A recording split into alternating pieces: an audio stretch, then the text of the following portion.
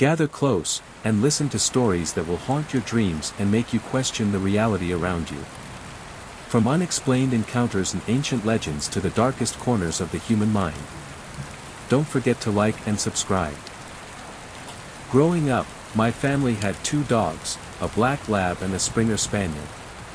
They were more than just pets to us, they were family. Sadly, our Springer Spaniel passed away under tragic circumstances when she was just a few years old, and our black lab died later in October 2014. Losing them was heartbreaking for me, as I've always seen animals as family members.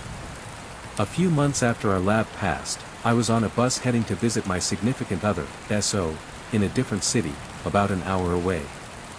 Halfway there, the bus drove into a dangerous blizzard on the motorway, turning what should have been a short journey into a 3-hour ordeal of trudging through the snow to finally reach my SO's house.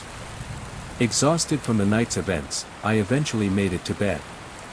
As soon as my head hit the pillow, I suddenly woke up and opened my eyes, though I couldn't remember falling asleep in the first place. I looked toward my feet and saw the door to the room slowly open, letting in a brilliant white light. To my surprise, a small white dog, unlike any I'd ever seen, walked into the room and turned to face me. The dog was peculiar, resembling a Westie mix with odd, bulky features. The white dog stared at me for a few moments, and then, out of the bright light, my 2 beloved dogs, who had passed away, burst into the room. They jumped onto the bed, one on each side of me, showering me with hugs and kisses. I couldn't believe it. I could feel their warm fur again as if they were really there with me. After a couple of minutes of this blissful reunion, it felt like time was up. My dog stood up, jumped off the bed, and walked back into the light. The strange-looking Westie hesitated for a second, then followed them, and the door closed behind them. Immediately, I woke up, tears streaming down my face, not from sadness, but from pure joy. It felt like my dogs had been reunited, and I had the chance to see them one last time. I woke up with the strong feeling that they had protected me during the blizzard, though I have no concrete proof of this. But then I began to wonder, who was the strange-looking Westie? When I talked to my mom, she mentioned that my great-grandfather had a Westie and showed me a photo of them together. However, I knew right away that this wasn't the same dog I had seen in my dream. I asked if there were any other Westies or small white dogs in the family, but both my parents couldn't recall any others. For days, I thought about this mysterious dog and eventually dismissed it as my imagination. Fast forward to February 2020, I was staying with my parents for a couple of weeks. Over the years, my dad had been working on compiling family photos and videos into a slideshow.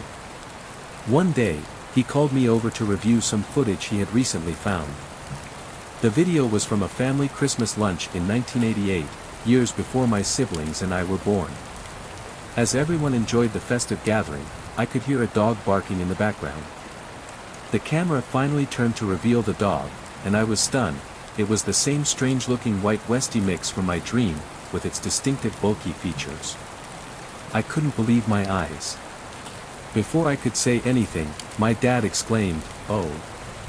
I forgot about this dog." My mom chimed in, admitting she too had forgotten the dog ever existed. It turned out that this dog belonged to my great-aunt, who had brought it to Christmas lunch that year.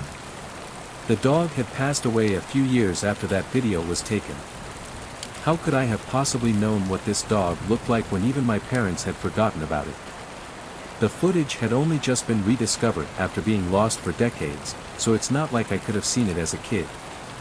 For me, it felt like this mysterious Westie was a sign that the dream I had with my dogs was real. In the end, I find comfort in believing that my dogs are together again, getting plenty of cuddles and treats from whoever is taking care of them now. Edit *, I'm adding this edit to address some questions and elaborate on details. Firstly, thank you to everyone who commented and made this post so meaningful. I didn't expect such a warm reception, and I'm glad some of you found my experience as touching as I did. For those asking about the video, I'm hesitant to share the full video as it's a private family moment, but I might be able to post a clip or a screenshot of the dog when my dad returns from Singapore, where he's currently stuck due to COVID-19. Regarding why I consider this a paranormal experience, before this happened, I didn't believe that dreams could be paranormal, just a product of imagination. But the key here is the unexplained white dog. There's no way I could have known about this dog, yet I saw him perfectly in my dream. How? If it were purely my imagination, wouldn't I have pictured a typical Westie like the one my great-grandfather had? But I didn't. I saw this specific dog that my great-aunt owned, which makes me believe there's something more to dreams than we currently understand. Thanks again to everyone who has contributed to this discussion. I've never really talked about these kinds of experiences before, so it's comforting to see that many of you can relate. My name is Mike Anderson, and I'm a retired truck driver. This incident occurred when I was around 30 years old. I'm 62 now. Throughout my career, I've encountered many odd things on the road, but one experience always stands out.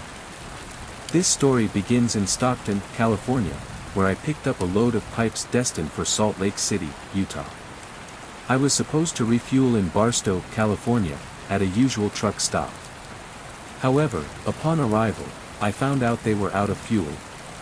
I contacted my dispatcher, who advised me to continue and refuel at the next available stop. So, I drove into Nevada, a route characterized by vast desert stretches. Eventually, my fuel gauge unexpectedly dropped to empty. Realizing something was off, I exited the highway and pulled over to assess the situation. I found myself in a dimly lit, seemingly abandoned town. With my truck's engine off to conserve what little fuel I might have left, I contacted my dispatcher again, informing him of my situation. He was about an hour behind and suggested he could siphon some fuel from his truck to mine once he arrived.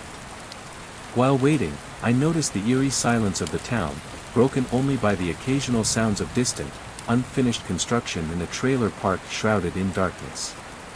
Intrigued and a bit unnerved, I spotted what appeared to be a convenience store not far from a solitary church with its doors wide open, despite it being around 2 a.m. Hoping to grab something to eat, I walked towards the store, passing the church where I heard clapping sounds and a sermon about hell being delivered by an elderly man to an empty room. The chilling atmosphere was compounded by a continuous, agonizing howl of a dog, which seemed to be coming from up a hill lined with boarded-up houses. The store itself was nearly empty, managed by an elderly lady too engrossed in her book to acknowledge my presence properly. The limited stock included a few cans of food and water, hardly a meal. The lady mentioned that the town had been deserted due to failed construction plans and returned to her reading, disinterested. Disturbed by the ongoing howling, I decided to investigate its source. Venturing up the hill, I was horrified to discover not a dog, but a man chained by the neck, mimicking the howls of agony. Witnessing another man abusing him and forcing him back into a makeshift doghouse, I fled back to my truck, shaken by the nightmarish scene. My supervisor eventually arrived, and after explaining what had happened, we quickly left the area. He joked about needing to drug test me, but I knew what I had seen was real. Even now, years later, the memory of that night remains vivid, a haunting reminder of the surreal experiences one can encounter on the lonely roads of America. I recently moved with my family to a secluded house in the Appalachian foothills. The house had been vacant for over a year before we arrived in late 2017. From the moment we set foot on the property, I felt an oppressive, watchful sensation, especially when outside. As we began cleaning the house, I noticed a white, granular powder along the baseboards, window sills, and doorways, which I soon realized was salt, perhaps left by the previous occupants out of superstition. Despite the oddity, we proceeded to settle in. However, unsettling events quickly escalated. We would hear unexplained knocking on the windows, rapid taps that vanished as soon as you looked.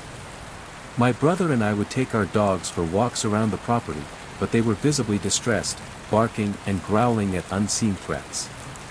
Then, we began finding gutted animal carcasses, rats, toads, bats, and even a raccoon, all mummified and drained of organs. It was gruesome and unexplainable, heightening our sense of dread. My brother, who often stayed up late, claimed to hear something massive on two legs prowling outside his window. Whatever it was, it triggered the motion-sensitive lights but never left any physical evidence of its presence.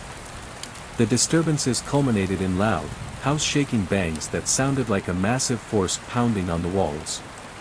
These terrifying episodes would drive us to huddle together in fear, and my father would patrol the property armed, though he never found any sign of intruders. After 6 months of this terror, the phenomena abruptly ceased. The animals stopped appearing, the feeling of being watched lifted, and the atmosphere lightened as if a great weight had been removed from the land. We have no explanation for what plagued us during those months, nor any idea what kind of entity might have been responsible. Whatever it was, I'm relieved to say it has moved on, leaving us in peace at last. My partner and I recently moved into a house originally built in 1942, and we've started to notice some peculiar occurrences. The house seems to be divided into two distinct parts, the newer section, which feels calm and welcoming, and the older section, where the atmosphere is noticeably heavier. The master bathroom in the older part of the house feels particularly odd, with a small attic door that always draws my attention. Sometimes, the bathroom door swings open by itself, possibly due to drafts, and we often hear strange noises at night, which could also be attributed to the house's age. One night, as I was drifting off to sleep, a glass water bottle inexplicably fell over and rolled across the floor. My partner, half asleep, called out as if someone was there but remembered nothing the next morning. I was certain I hadn't knocked it over as there were objects between me and the bottle that remained undisturbed. Last night, my sleep was troubled, and when I finally fell asleep, I had a vivid nightmare about an ancient-looking woman shuffling through our house, holding her own eye in her outstretched palm. She stopped outside our bedroom, peering in sideways at me. I woke up abruptly, stirring my partner, who sleepily asked if the woman was here.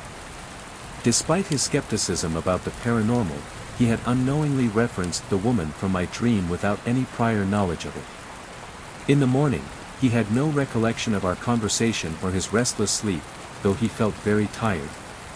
Intrigued and a bit unnerved, I've decided to use a sleep talk recording app to see if any more unusual dialogue occurs during the night. While I don't fully believe in traditional ghosts, I do feel there might be echoes of past energies in the house. These bizarre incidents have left us both unsettled, and I'm curious about any rational explanations or similar experiences from others. I'm a high school student from Japan, and something unusual happens to me. For as long as I can remember, I've been meeting strange people during my daily routines. These meetings can be days or months apart and always seem intentional, as if these people are meant to cross paths with me. Recently, something strange happened again on my way home from school.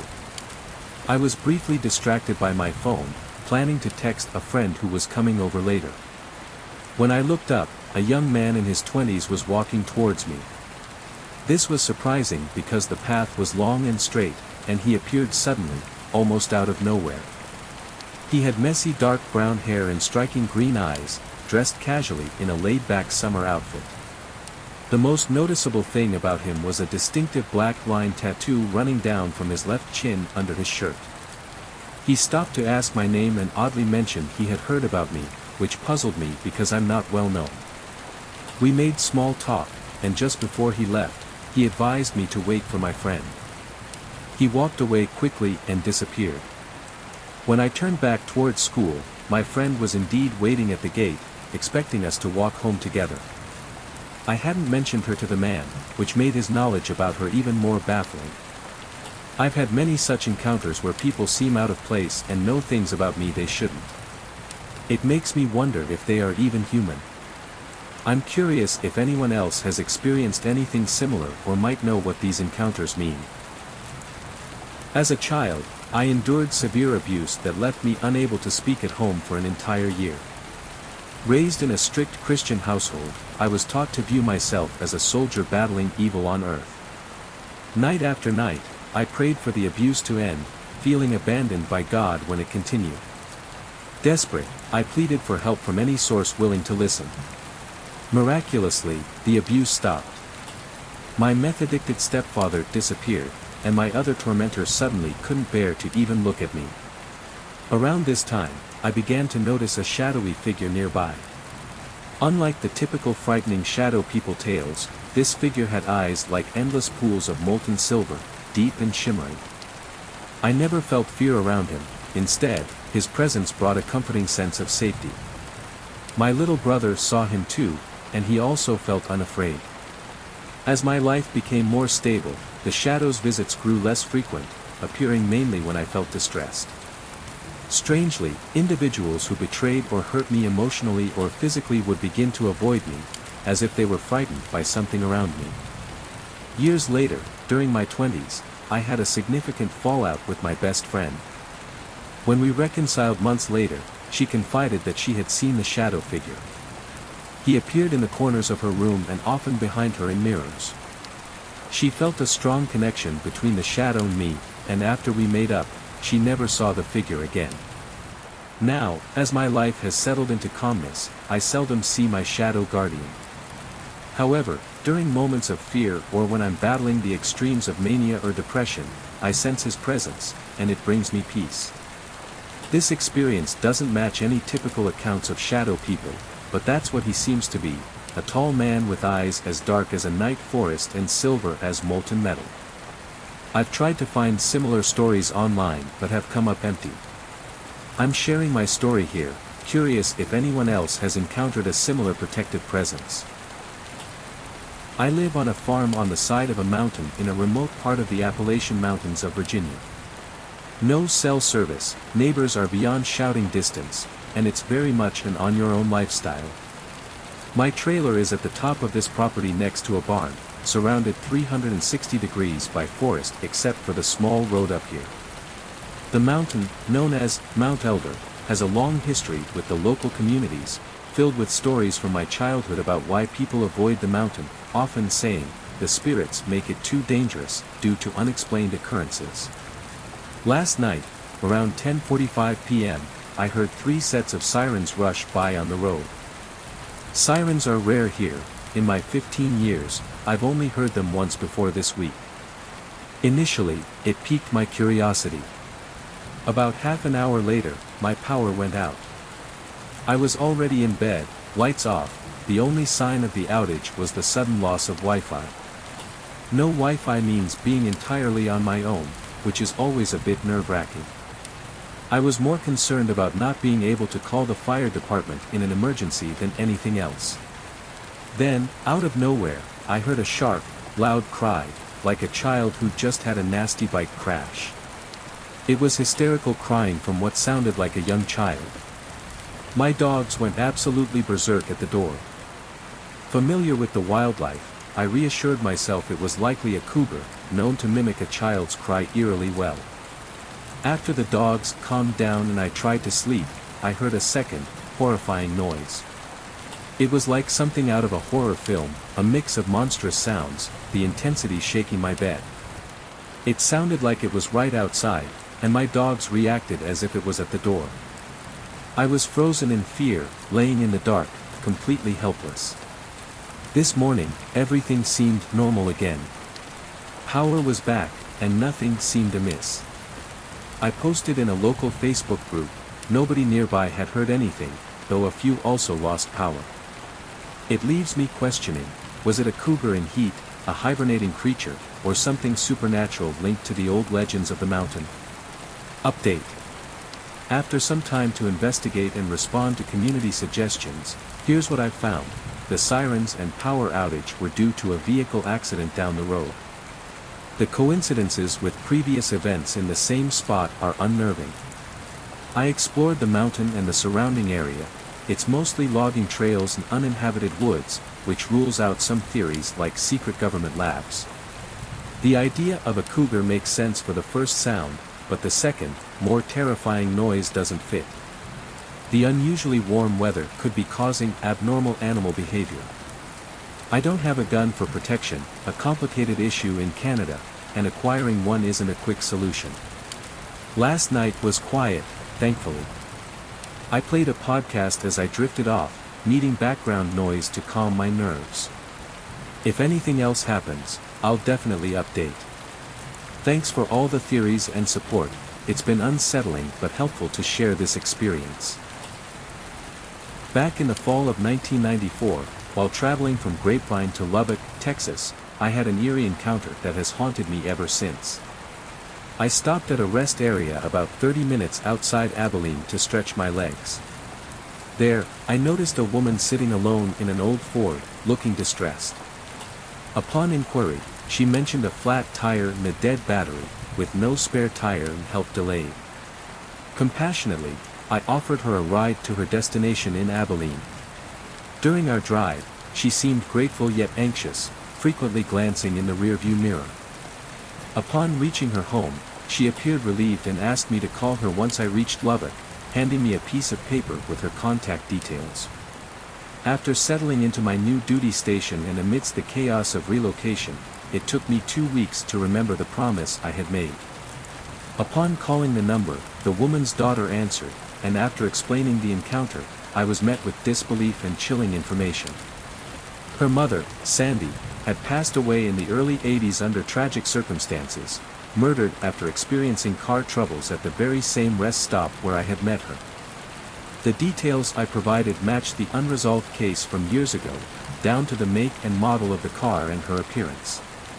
Shocked by the revelation, I was later questioned by military superiors and law enforcement due to the supernatural nature of my account and its potential connection to the cold case. The trooper who originally discovered Sandy's body confirmed that reports of sightings at that rest stop had continued over the years, yet no physical presence was ever found. This harrowing experience has left me cautious and deeply affected, underscoring that some encounters are not of this world. Working as a correctional officer across various prisons in Texas and Michigan has exposed me to more than just the rough and tumble of prison life. It has opened my eyes to inexplicable paranormal occurrences that I once scoffed at. Here are a few chilling incidents that have stayed with me over the years, making me reconsider what lurks in the shadows of these old facilities. Story number 1. My first brush with the paranormal was in a Texas intake facility during a graveyard shift. While conversing with a seasoned colleague, we were interrupted by loud banging from a secluded cell, notorious among the staff for its eerie disturbances. A previous inmate had choked to death in that cell, and rumor had it his spirit was restless. Approaching the cell, the door shuddered violently as if struck by invisible fists, and a chilling handprint materialized on the frosted glass, an unsettling welcome to my new reality. Story number 2. Another night, while monitoring surveillance cameras, I spotted an inmate sitting in the day room, except the room was empty when I looked directly. Reviewing the footage revealed the figure gradually fading into nothingness. The same night, a bizarre game with a wet floor sign unfolded. It repeatedly moved on its own, even aggressively sliding across the floor right before our eyes. That night, my colleague and I dared not leave the safety of our station. Story number 3. In the high-security segregation unit, an unnerving incident involved a shadow creeping under the door of a cell housing a supposedly suicidal prisoner. After the shadow's entrance, the inmate began hearing voices and acting erratically, culminating in self-harm and incomprehensible utterances. This experience was one of many that blurred the lines between mental health issues and possible supernatural influences. Story number 4. Relocating to Michigan, I worked at one of America's oldest running prisons, set to close soon. The aged walls of this facility were a hotbed for paranormal activity. Unexplained noises, sudden cold drafts, and spectral whispers were commonplace. One Christmas, alone in a typically unoccupied unit, I encountered a series of disturbances, from a door banging without drafts to a television behaving erratically, flipping channels before settling on unnerving static.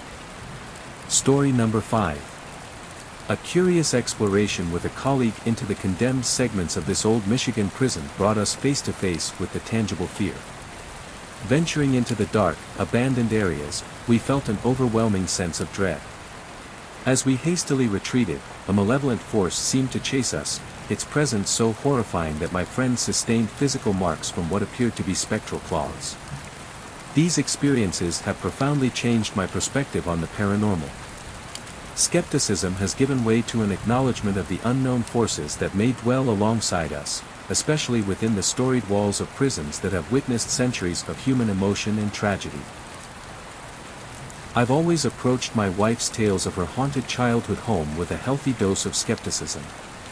She described it as a big, old house, prone to the typical eerie creaks and groans, but after her great-aunt, who raised her and recently passed away, died, we went to stay there. That's when I was forced to reconsider everything I believed about the paranormal.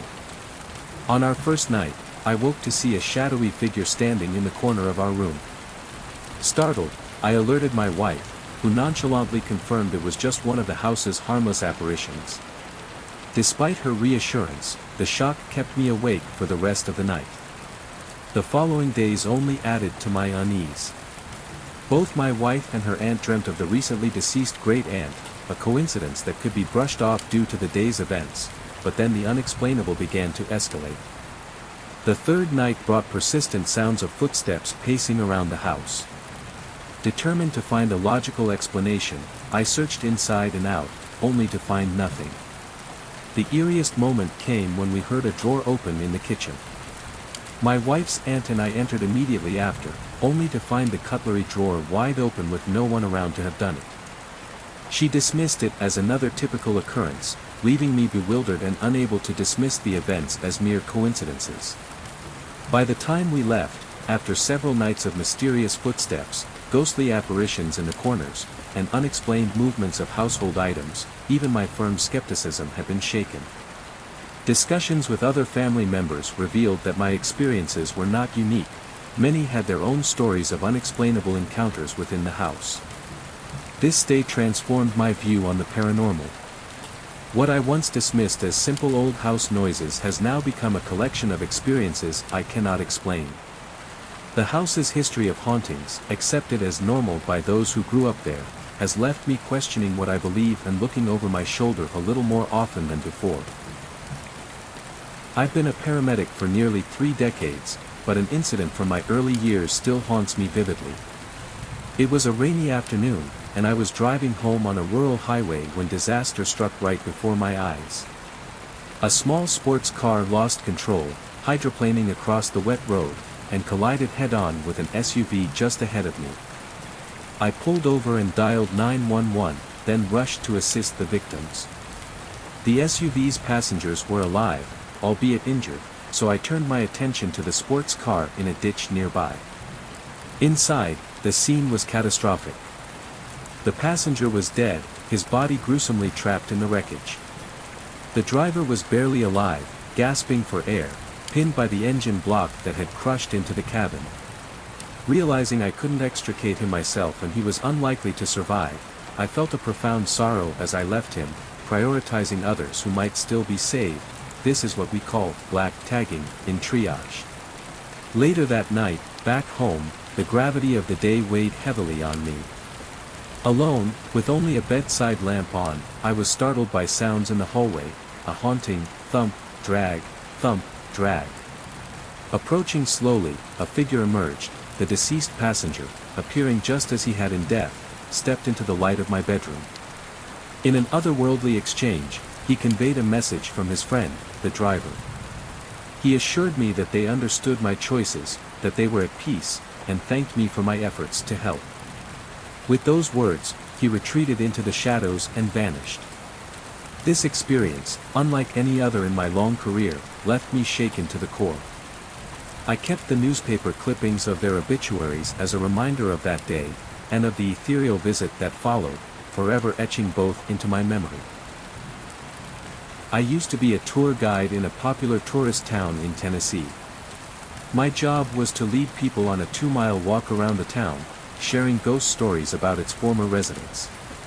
Most of the stories were exaggerated or completely made up, like local murder tales spun with a paranormal twist. I didn't write the script, but I did add some authentic stories I found through a local museum curator. Despite the mostly fabricated tales, I experienced a few incidents during my tours that were harder to dismiss. Here are 3 of the most memorable. Story 1. We used EMF detectors on our tours to pick up electromagnetic frequencies, which could spike due to various reasons, not just paranormal activity. On one particular night, at an old graveyard where no one had been buried for over 100 years, something unusual happened. A tourist's EMF detector would turn off every time it passed over a specific grave, and turn back on when moved away. The grave was so worn it was hard to read the name, we could only make out Thomas as the first name. While trying to decipher the last name, a loud voice from behind us shouted, "Whaley," even though no one was there. After that, I never interacted with that grave again, except to occasionally leave flowers. Story 2.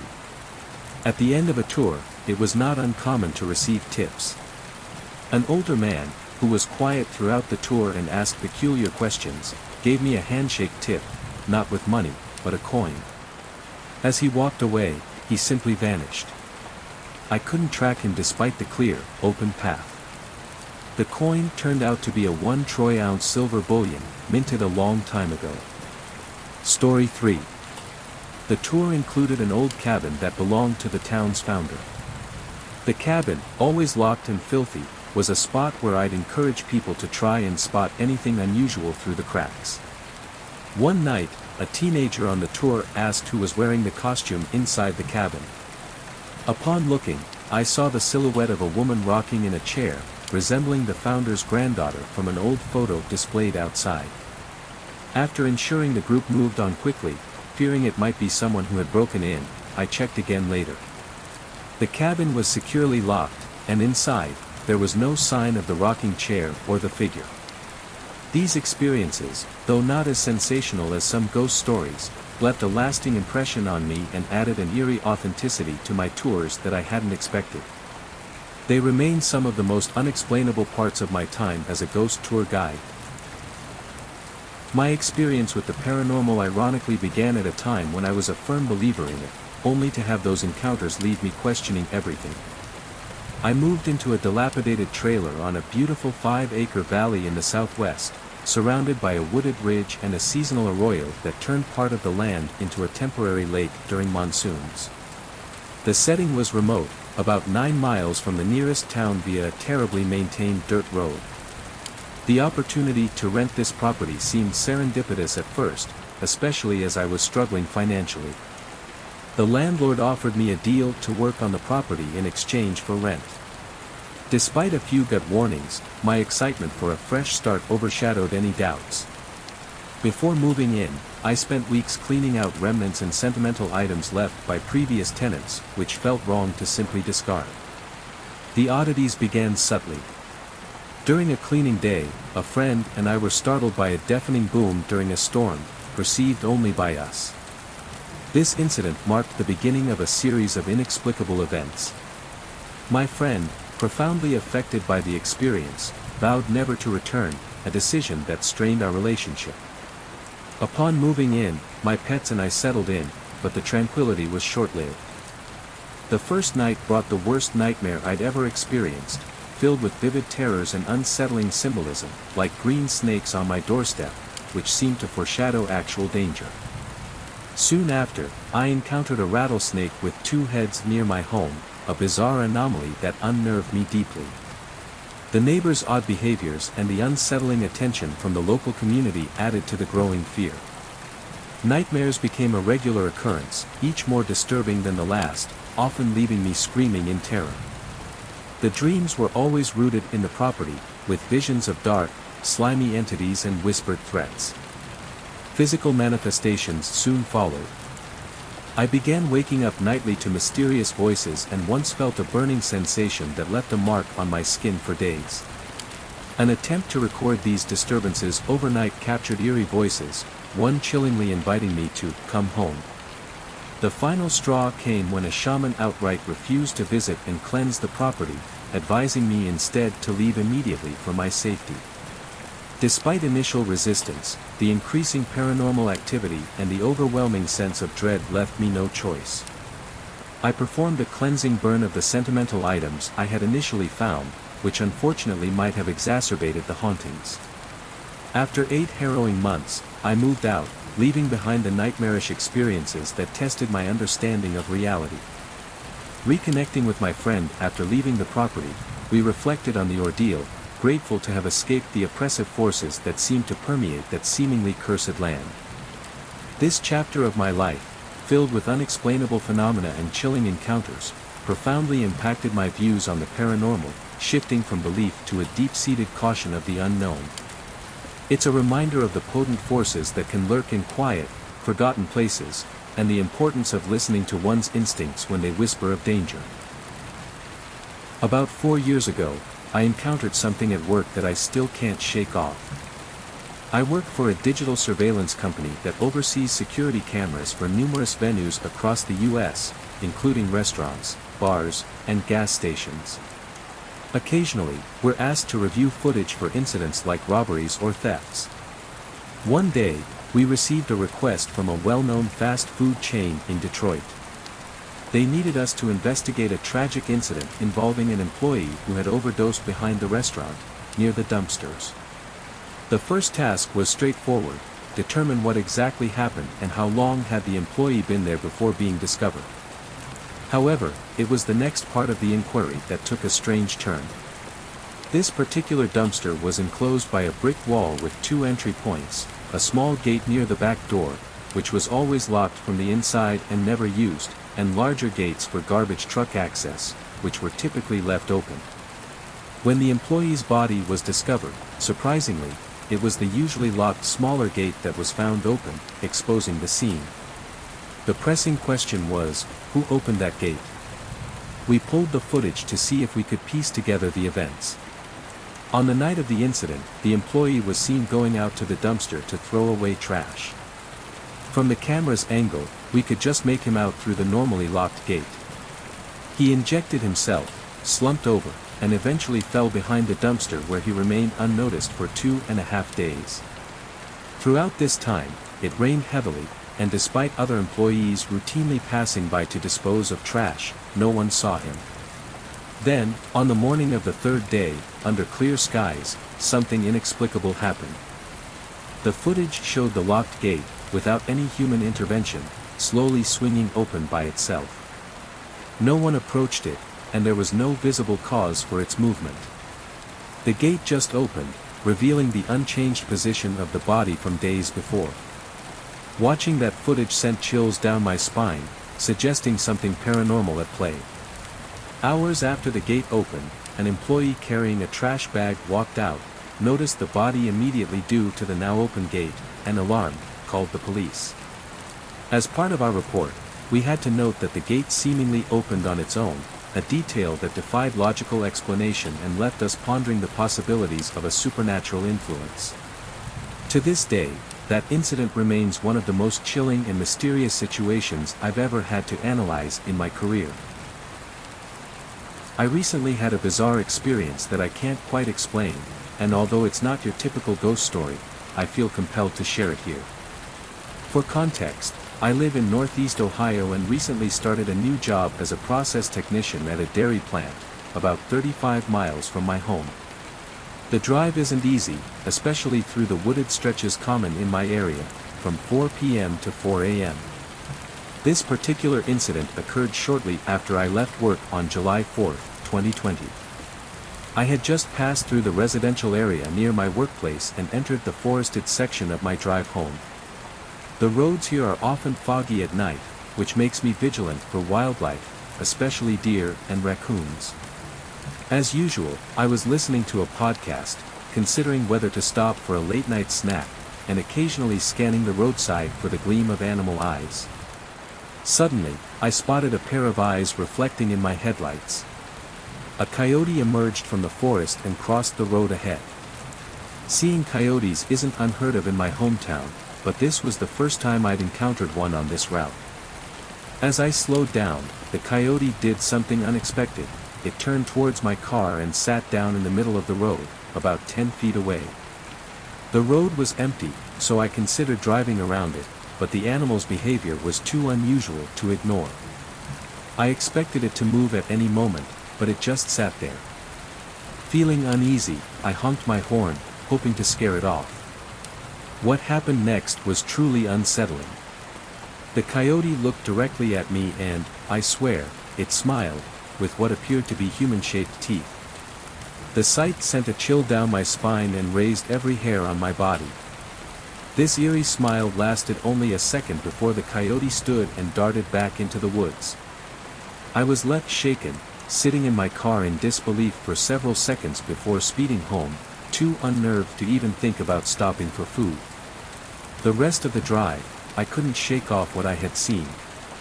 With my headlights on bright and the coyote so close, there was no mistaking what I saw. That creature had human teeth. As someone deeply interested in the paranormal and cryptids, and being Native American, I wondered if I had encountered a skinwalker or some kind of genetically unusual coyote. It's hard to describe how bizarre and unsettling this experience was. I've decided to find a new route to work because there's no way I can drive that stretch of road again without feeling dread. If anyone knows more about phenomena like this or has had similar experiences, I'd appreciate any insights. When I was 13, I regularly babysat for a little girl named Sophie, who was one of the sweetest children you could imagine. I was such a frequent sitter that when I took a break for a few months, she would mistakenly call all her other babysitters by my name. This incident occurred after I resumed my regular babysitting duties. It was around 10:30 at night, Sophie was already in bed, and I was channel surfing in the living room. The house had an open concept layout with the living room, dining room, and kitchen all adjacent to each other. Between the living room and dining room, an open doorway led to the back of the house where Sophie's room was at one end and her parents' room at the other, with a bathroom connecting to the parents' room. As I sat on the couch, I heard footsteps running down the hall towards the bathroom. Assuming it was Sophie, I waited a few minutes. Hearing the footsteps again, heading back down the hall, I turned to remind her to flush the toilet since I hadn't heard the sound of flushing. However, I only caught a glimpse of black hair passing the doorway. The problem was, Sophie is blonde. Alarmed, I quickly got up and rushed to Sophie's room, throwing open the door. The night light was bright enough for me to see her sitting up, rubbing her eyes in confusion. I asked if she had gone to the bathroom, but she shook her head no. I quickly checked under her bed and peeked into the closet but found nothing unusual. Trying to keep the atmosphere light, I told her I was just double-checking for monsters. After tucking Sophie back into bed and saying goodnight, I left her door slightly ajar and started to walk away. That's when I heard her speak. Thinking she was going to ask me something, I paused to listen, only to hear her say, "You should have said something, don't scare her, I really like her." I chose not to mention this to her mother and continued to babysit Sophie until they moved away. From then on, I made a conscious effort to include the unseen presence. If Sophie was drawing, I'd set up an extra spot. It seemed to make Sophie happy, and thankfully, nothing startling happened again. In 2012, I experienced something profound. I died from a stroke. As life slipped away, a serene peace enveloped me, unlike anything I had ever felt. Darkness surrounded me briefly before I found myself ascending, the city sprawling beneath me. Next to me, a voice emerged from an orb of mist and colorful lights. It was a woman's voice, filled with joy about reuniting with her parents in the afterlife. Her excitement contrasted with my uncertainty. I felt I didn't belong there. Suddenly, I stood in an otherworldly realm of unimaginable beauty. The architecture was made of iridescent marble, decorated with colorful stones and gold embellishments. The structures were majestic, with glass fencing adding to their splendor. I wandered down a pathway, arms crossed tightly around myself, feeling utterly lost. Everyone around me was dressed in satin-like linens, chatting joyfully, their happiness a stark contrast to my confusion. The beauty of the place was undeniable, yet I felt out of place. I encountered an old man teaching a group under a tree.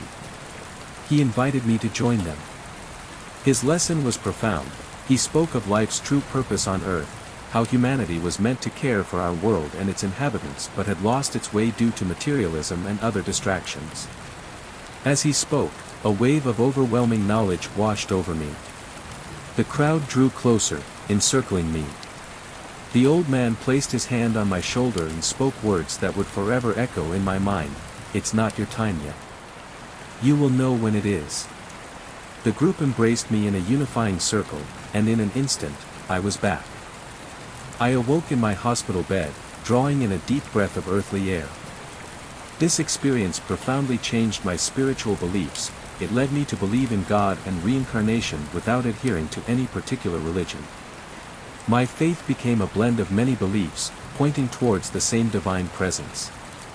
Now at 27, despite the lasting disabilities from the stroke, I continue to live fully.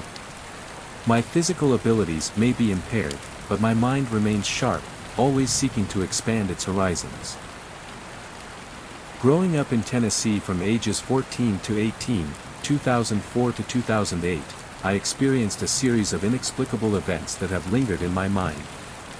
Shortly after my family moved into a new home in the area, an unsettling discovery set the stage for further eerie occurrences. One day, while mowing the lawn on a tractor, I was shocked as the machine jolted violently, hitting something unexpected. I stopped to inspect and found, to my horror, 4 Native American burial graves revealed in the path I had just cut.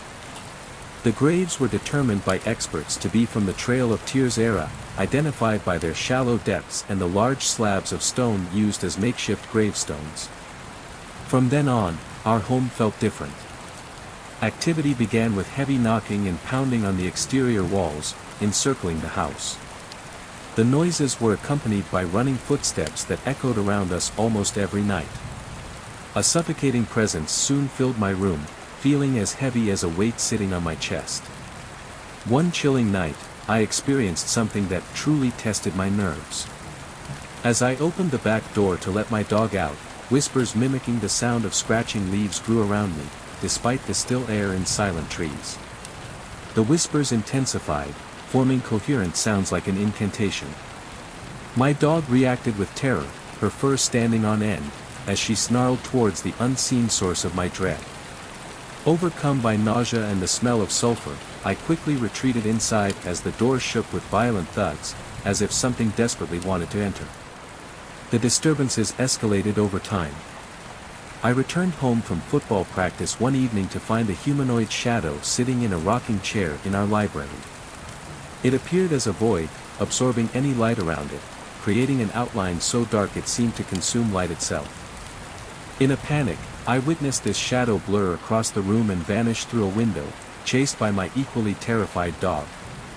Another memorable incident occurred while fishing on the river with my cousin. We noticed a pale woman across the river, eerily familiar as I had seen her several times around our property. Each time I approached, she vanished. That night, as the group of us gathered by the river, we experienced the lanterns flaring and dimming unnaturally, followed by a horrific scream across the river that ended abruptly, as if cut off by violence. The culmination of these events convinced us that something paranormal was indeed at play, interacting not just with me but with anyone who entered the vicinity of our haunted home. These experiences have left deep imprints on my psyche, prompting me to share these stories in search of understanding and perhaps closure from a community who might offer insights or similar experiences. The hauntings of that house in Tennessee continue to haunt me, a reminder of the thin veils between our world and the unknown. When I was 10 years old, my family moved into a house on the edge of the woods. My parents were hesitant about living so close to the forest, worried about wild animals and the possibility of us kids getting lost, but the house was affordable, isolated, and beautiful, so we moved in. Right away, we noticed something strange. Our dogs were terrified of the forest. They wouldn't go near it, even to fetch their toys. If one of us kids ventured in, the dogs paced anxiously until we returned. Sometimes, they stared into the woods, growling at something we couldn't see. My brother once tried to show one of the dogs there was nothing to fear by carrying her into the forest, but she freaked out and ran back to the house as soon as he set her down. As it got dark, we'd hear noises from the woods, like someone walking, branches snapping. We'd shout, but no one ever responded. Sometimes, we thought we saw a figure moving in the shadows. My parents forbade us from entering the woods after dark and told us to stay close to the house even during the day. One night, my sister saw a shadowy figure standing at the edge of our yard from her bedroom window. It looked wrong, like it was floating and too tall, with a distorted shape. She was sure it was watching her. She called for our dad, who ran outside to confront it, but the figure vanished under the beam of his flashlight. We often heard knocks at our back door at night. Initially, my parents thought it was just kids playing pranks, but one rainy night, the knocking was so frantic that my mom thought someone might need help. When she opened the door, no one was there, not even wet footprints on the porch. This knocking became a regular, unexplained occurrence. The creepiest event involved the security camera. My brother started having night terrors and sleepwalking, always heading towards the forest. The camera captured him pausing on the porch as if listening to something, then moving reluctantly forward, as if pulled by an unseen force. One evening, my dad heard my sister's voice calling from the forest. Thinking she was hurt, he ran towards it. But when he went to get a flashlight, he found her safe inside the house. Later, I heard my mom's voice calling from the woods, but when I started towards it, my dad stopped me. My mom was inside the house. After these incidents, my parents built a fence around the yard and started house hunting. But things escalated. We heard more knocks, taps on the windows, and strange voices outside the fence. My brother's sleepwalking worsened, and one night he woke up by the fence, staring into the woods. On our last morning in that house, we found the back door wide open, and the security footage showed it opening by itself. Since moving, my brother's sleepwalking has stopped, but he still suffers from night terrors and anxiety. Recently, he half-jokingly asked if what was in the forest might have followed us. Though he tried to laugh it off, I could tell he was still haunted by our experiences. To this day, I feel uneasy around dark, wooded areas, always wondering what might be lurking just out of sight, waiting. I've had my share of strange experiences over the years, mostly in dreams lately, but one particular memory from when I was very young stands out vividly.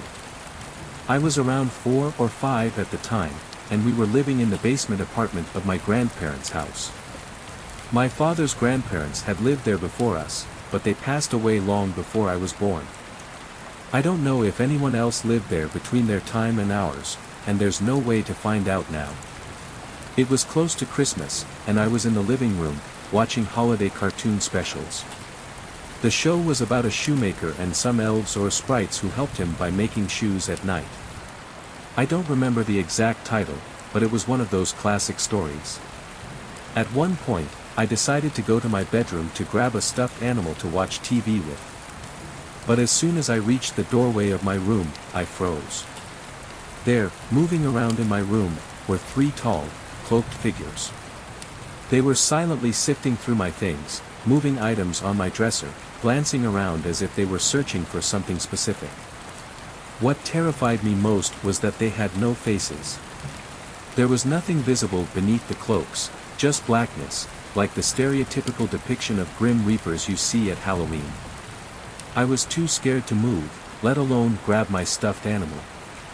Instead, I ran out of the room and straight to the kitchen where my mother was, screaming about the big black things in my room.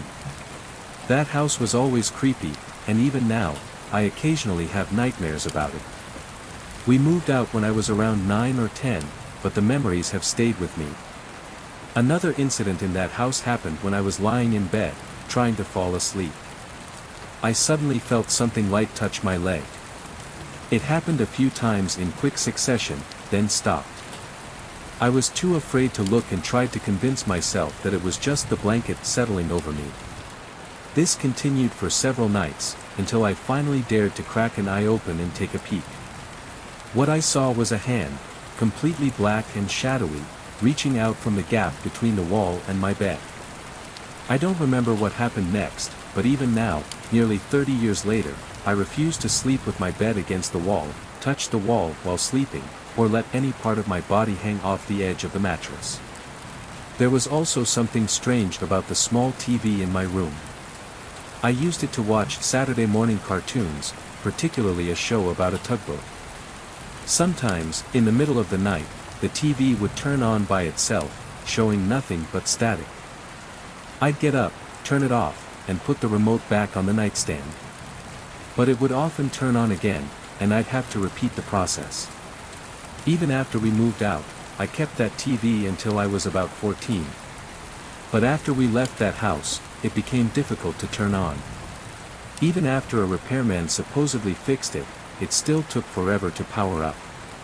You'd press the remote or the button on the TV itself, and it would feel like an eternity before it came on, though it was probably just a minute or so. Oddly, if you pressed your ear up to it while waiting, you could hear a high-pitched noise, like the sound effect used in cartoons when an old TV turns on or off. If you hit the power button at just the right moment during that sound, the TV would turn on faster. I have a few more stories from that house and might share them later. If anyone knows anything about 90s era CRT TVs or what might have caused that, I'd love to hear your thoughts. It's baffled me for years. Oh, and yes, I'm aware of sleep paralysis and the old hag. I've experienced it a couple of times since I got older. Interestingly, I read somewhere that people in Newfoundland, where I'm from, experience it more frequently than others. There's even a claim that Americans with family from Newfoundland have higher occurrences of the hag, too. I'm not sure if it's true, but it's interesting nonetheless. Growing up, my brother was my hero. For years my senior, he shaped much of my early life, especially with his unique passion for butterflies. As a young boy, he was captivated by them, raising them from cocoons and cherishing them even after they passed. I joined in, not out of love for butterflies but out of admiration for him. They always preferred him, though, never landing on me as they did on him effortlessly. As he grew older, he struggled with addiction, which eventually took a toll on his health. He passed away at 23 from a heart attack after a final substance use. Despite the distance his addiction created between us, we still shared moments of closeness during his better days. The last time we were together, we reminisced about our childhood belief that our mom's house was haunted and shared experiences only we had witnessed, which brought us closer. During one of these final conversations, we touched on the paranormal and reincarnation. He wondered aloud if humans could reincarnate as anything, like a butterfly. That brief question lingered in my mind, especially after his passing. He died in late January, and not long after, in the chill of winter, a bright orange butterfly appeared outside my home. It was unusual, given the cold weather, and it didn't survive long. I thought little of it at the time, but since then, butterflies have begun appearing around me frequently. They follow me, landing unexpectedly on me as I go about my daily activities. Even in places where butterflies are scarce, they seem drawn to me, much to the astonishment of those around me. Recently, a vibrant, seemingly healthy butterfly landed on my front step and wouldn't fly away, despite appearing uninjured. I cared for it, feeding it and providing a sunny spot to rest. It stayed, fluttering around but not leaving. These encounters have led me to wonder if, somehow, my brother is reaching out to me through these butterflies. It's a comforting yet heartrending thought, stirring a mix of joy for his presence and sorrow for his absence. I wish more than anything that I could share these moments with him, tell him about the butterflies that now keep me company, as if he never really left.